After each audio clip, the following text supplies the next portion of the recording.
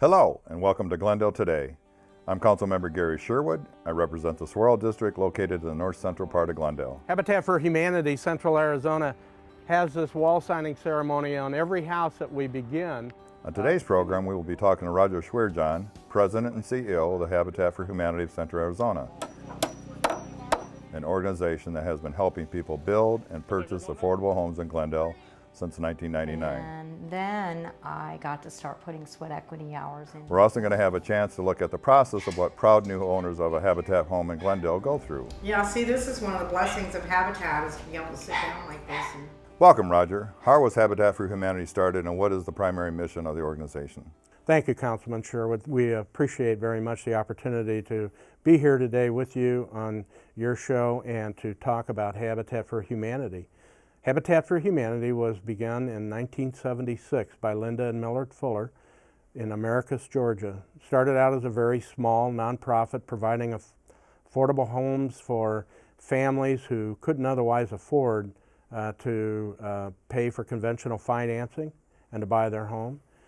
Today it has grown to be the 6th largest builder in the world, and Habitat Central Arizona was started in 1985. Began building in 1999 in the city of Glendale as its service area spread, and today we have grown to include not only the city of Glendale but all of Maricopa County and Pinal County. So just for effect, the 6th largest builder in the world for residential type construction? That is correct. That is really something. Not to toot your horn, but tell me what year it was when you came into the organization and what needed to be done when you first arrived. Well, I became involved with the organization in 1995 when I was a banker and helped sponsor homes and volunteered on weekends. In 2006, as a retired banker, Habitat asked me to come and serve as its executive director in the West Valley. I became involved then, and the organization, the business model was a little challenging, and what I found was that we had to revise that business model in order to grow the organization and grow the mission. And we have worked very hard since 2006 to do that, and today we are a much larger organization and we're able to operate even in an economy that's not as favorable as it once was. I asked the previous question because I understand your organization is in the top 10 Habitat organizations in the country out of something like 1,600. In fact, if I'm not mistaken, you're number 1 right now and one of the largest. What makes Habitat for Humanity Central Arizona stand apart? Well, thank you, Councilman, for recognizing us as the number 1. We were the number 1 affiliate last year. We were the most productive. We served almost 300 families, 289 families. Through our new home construction, our home renovation, and our home repair program. And what allowed us to become number 1 from a very small fledgling affiliate was the partnerships, the sponsorships, the volunteers, partnerships like we have with the city of Glendale. When we realized that we couldn't do it by ourselves and that we as a part of this community needed to engage all of the community, we began to grow, and we are so blessed to have the partnerships that we have, and the city of Glendale is right up there on the top. Well, I certainly enjoy the dedications and the wall signings. They're a great way to meet the families. How do you do it all? Well, we do it through, as I said, the volunteers, the donors, the sponsors. They all help us. We have a staff of about 82 people who work very, very hard, but they could not begin to do everything that we accomplish every year, year in and year out. We have about 9,000 to 10,000 volunteers that come out and help us. Put your ladder blocking up to the top so that you can get it good and flush. We're blessed with about 300 to 500 regular donors and sponsors that contribute financial resources, and then many of them also volunteer in addition to that.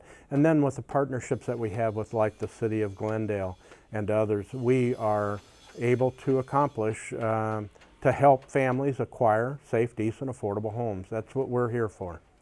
So as a nonprofit, you receive your primary funding from the municipalities, through the federal government programs, or how does that work? No, not more than 1/3 of our revenue comes from any one source. And Grants are a significant part of our revenue stream, but they really represent less than a third. We are able to take the monies that come to us through the city of Glendale and other cities, through the HUD monies that are allocated to them. We're able to leverage that money through our partnerships with corporations, churches, individuals, and leverage those monies at least 3-to-1, sometimes 4-to-1 basis. That's a nice return. Another way Habitat attains funds is through the Discount Home Improvement Center. Tell us how that works. It's not uncommon for a nonprofit to rely on significant donations, and what we found in 2008 when the economy turned down, that wasn't a smart thing to do, that we had to diversify that revenue stream. At that time, we had 2 restores, and we were working hard to try to pay our general and administrative expenses with those restores. But our restores have grown to 5, and not only does it help us with some of the costs that we incur that donors don't like contributing for, but they also provide us with a way to keep our landfills from filling up so rapidly. Through our 5 restores, we have an ability to recycle most of the used materials that would usually find its way to the landfills. So we're kind of a 2-for-1 there. We help with cutting on the amount of stuff going to the landfills, but we're also able to generate a profit by reselling many of those items or recycling those items. And besides building, how can people help with Habitat mission? We're always looking for help. We have many ways you can help with the mission of Habitat. You can help on our job site, as you mentioned, certainly. You can also help at our restores. We look for people to help us keep our stores clean, orderly, provide good customer service. The more volunteers we have, the less staffing that we need. We also have many committees, including family selection, family partner, construction committee, finance committee. There are all kinds of committees that we employ as an organization to help us run our day-to-day business. And so volunteers can get enrolled and become involved in that manner as well. And then you also do home repairs and emergency repairs. Can you talk a little bit about that? Sure. We found a long time ago, Gary, that we would go into neighborhoods, we would build new homes, we would renovate homes and improve that neighborhood, but we would see in that neighborhood a home or two that would need repairs. And we knew in talking to those families that they couldn't afford the repairs. So we decided, well, why can't we continue to make an impact in that neighborhood and make an even bigger impact by helping those families as well. And if you think about it, it actually helps inform them of our program so that there's not a lot of jealousy, because they now understand that the family who moved into that new home, they worked hard for it and they're paying for that home as well. So it's a great partnership. It's a great way to introduce a new family into a neighborhood and get them to know, allow them the opportunity to know their neighbors, and we're delighted with that program. We also serve as a contractor, a licensed contractor for the City of Glendale and the City of Chandler through the Emergency Home Repair Program, wherein families who qualify through the City of Glendale's program will call the city. Those calls get reverted to Habitat, and then we respond. It's up to us to respond in a timely fashion and provide the same kind of customer service that we expect from all of our other operations. And something I've noticed since I've been involved with the program is that when a new home is put up or a home is restored, renovated, all of a sudden you have other homes in the area sprucing up their homes with a coat of fresh paint, maybe doing something with their landscape. I mean, all of a sudden they find a word called pride. And again, I think you just covered that. You said they kind of look into the program and say, well, maybe there's something they need a little bit of help on, you know, a roof repair or something like that, and that's where they become knowledgeable on the program.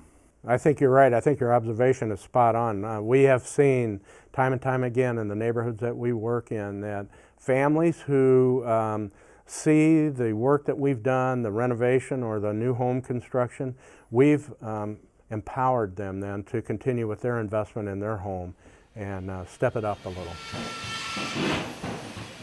How much does a Habitat home cost a prospective owner?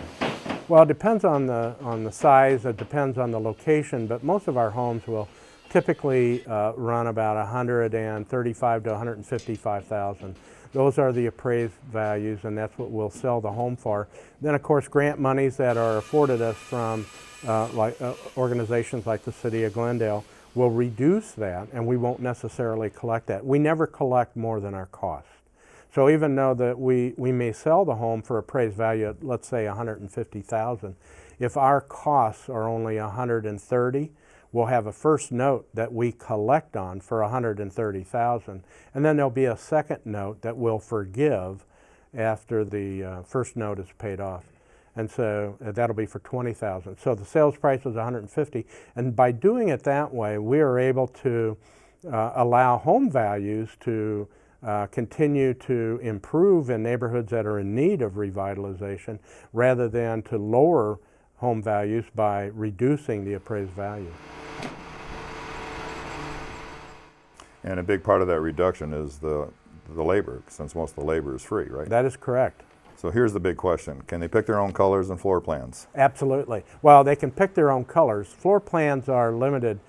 We do have a library of plans, but depending on what the city is asking, what we have been approved for, when we go to plan and design review, those are what will determine the looks of the house, but whether it's a 3-bedroom, 4-bedroom, that'll be determined by the family needs, the family size, and then colors and roof design, all that gets done picked by the family. Well, let me explain my involvement since I've been on council these past 2.5 years.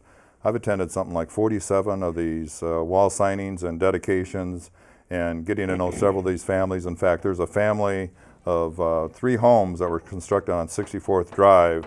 I think they almost built a street, made an alley into a street. And we have a barbecue every October. We've had 2 of them so far. And it's just so cool. I bought into the program the first time I went to my first wall signing back in January 13. And it's just incredible the return you get on the dollars. You mentioned 3 or 4 to 1.